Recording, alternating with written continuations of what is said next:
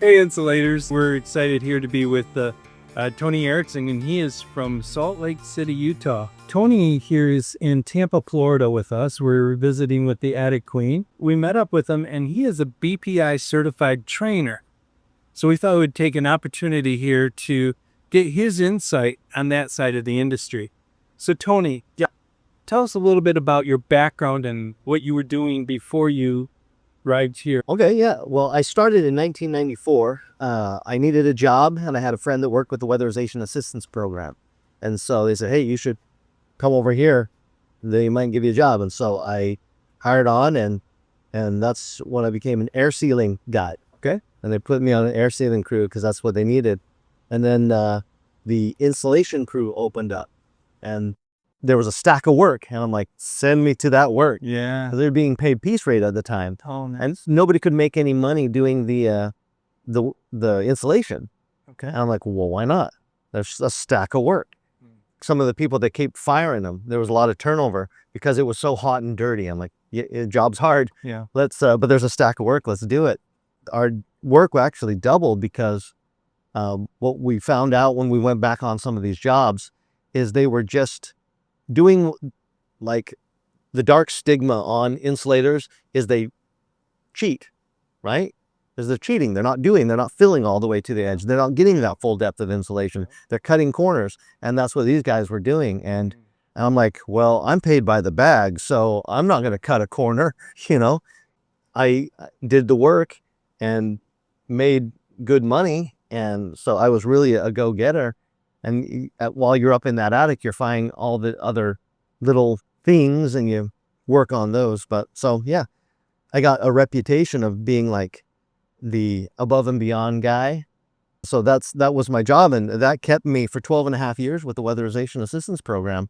I never didn't do insulation, at least part-time. And I was an auditor and inventory control and all these different jobs, but that was the one that made me that extra money. And it was one that I knew well, and it was the hard work that people didn't want to do because the dirty places and hot and all this sort of thing. And I'm like, yep, works hard. Let's get in there and do it. Yeah, awesome.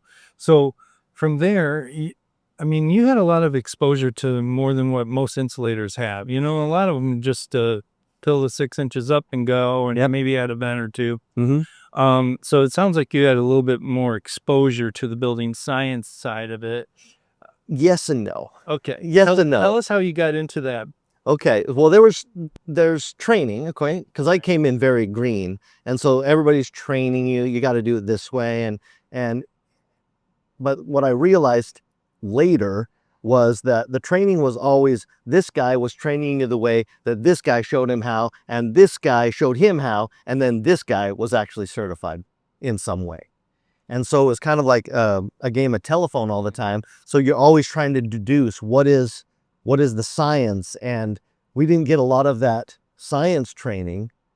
So it was just like, well, you're going to put in this many inches, it's going to settle to this many inches, it's this product that has this R value, and this is what you do, and go. Make sure you don't have contact with combustibles, all these sort of things. But then a lot of it in the field, you just kind of figure it out because the auditors didn't see everything. They didn't see that little knee wall that's in there, and you got to figure out how to do it, how we're going to do it very effective and complete, because you're thinking about your barriers, because that's one thing I knew pretty well.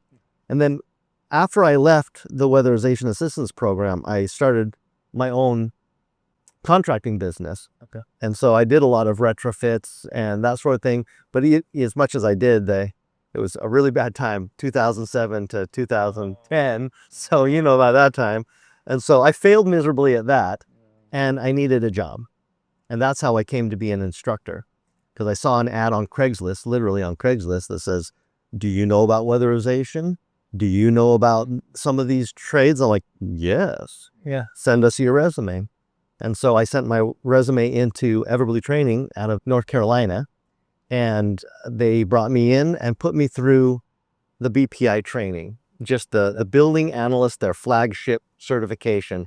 And that's when it all came to me.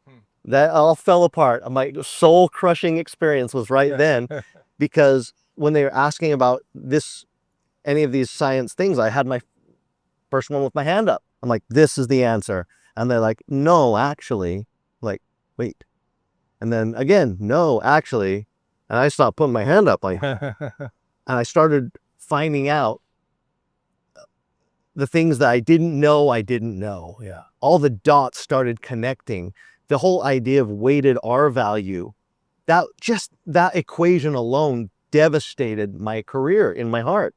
I look back at everything that I did and all of these voids, all of these uninsulated places, that all of these air sealing things that I could have been doing, because I was right there. I didn't know how big of an impact that made.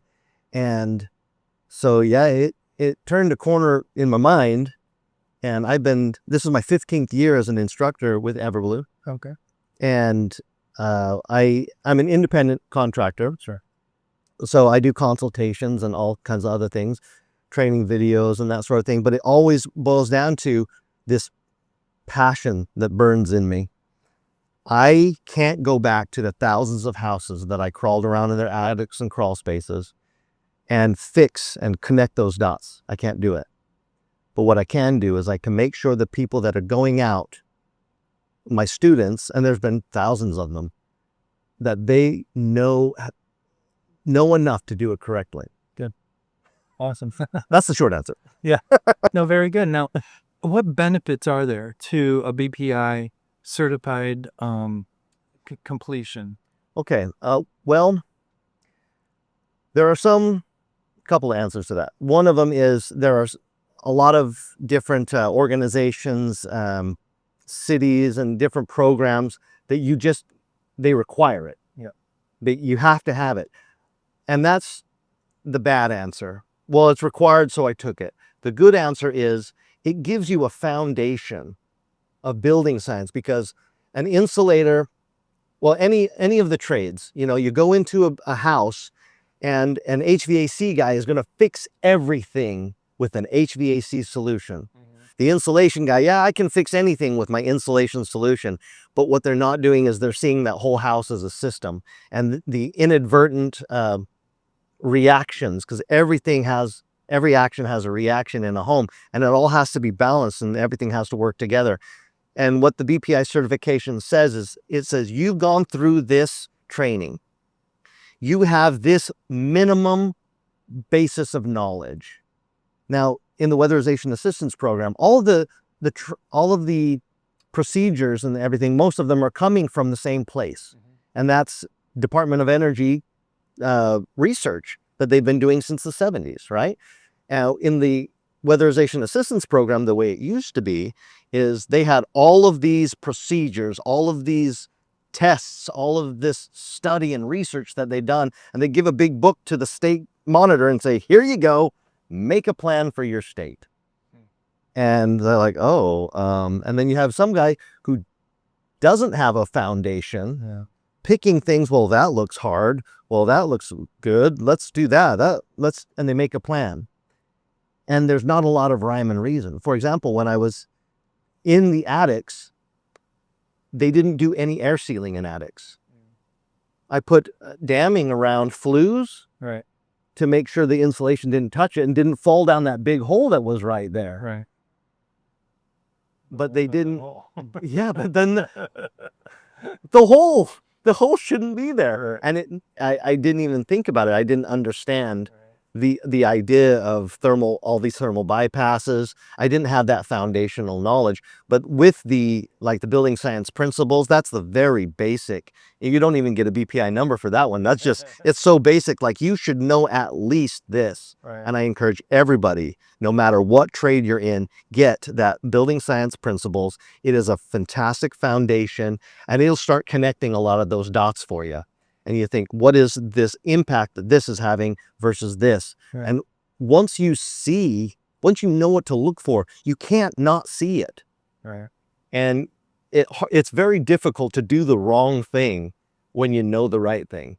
And that's what that does for you. And then they build upon that. There's a lot of different certifications that are available. There's an air sealing one where it tells you how to extend the barriers depending on these different common attic things that you'll find, like hot surface penetrations and top plates and wire penetration, just gaps and wet walls and all the different features of an attic that you'll find in an attic. They'll say that every attic is unique, but every attic is the same at the same time. They have the same principles are at work, and it's just different, a myriad combinations of those principles at work.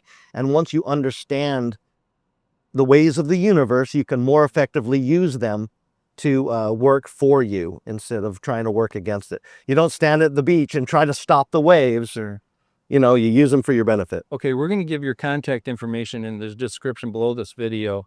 So if somebody wants to contact you, and that is a great way, they can contact you personally. And do you travel to a particular site to do training, or do they come to you? Well, I fly to work. So Okay. I'm based out of Salt Lake City. I did do a class a couple of weeks ago, but I just kind of go where they send me or where the job is. Like, this is a consultation job. We're in Tampa, Florida. Right. And so here I am for it. I'm here for the week. And then for the other trainings, well, let's just say there's 4 states I haven't been to.